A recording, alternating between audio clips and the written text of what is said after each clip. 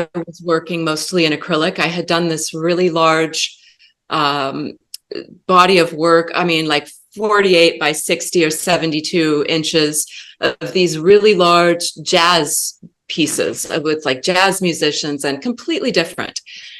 And then when we moved into this place out in the woods, we're outside of the town, and we live on 5 acres.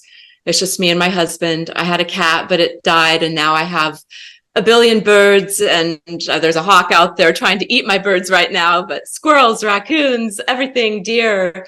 We've had porcupines, I mean, we've had a black bear run through the field.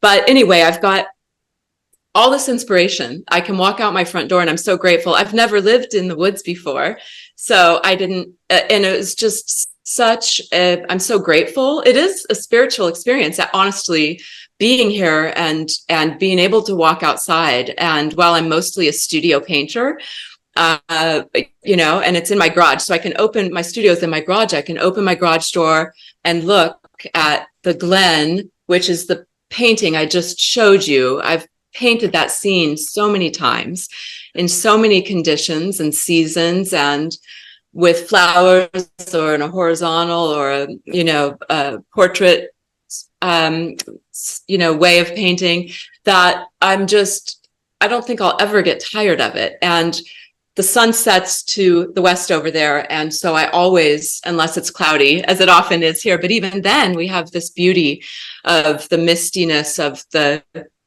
light coming through. And it's just, it is a never-ending quest, I guess, to paint it. I have this desire to just see the light through the trees. It's just something. See, it's funny that you say that you think it's difficult to paint that, because to me, I was talking to a friend of mine. Her name's Jerry Greenberg. She's a pastel artist, and she does still life and portraits.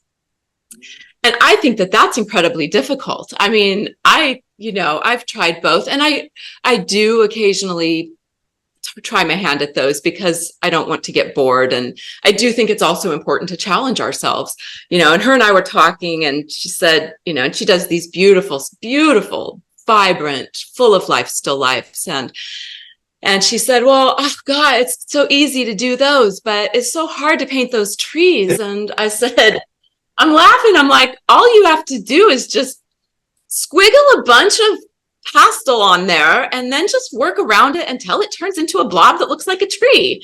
And she said, no, that's what you do with a still life. Yeah. Yeah. No.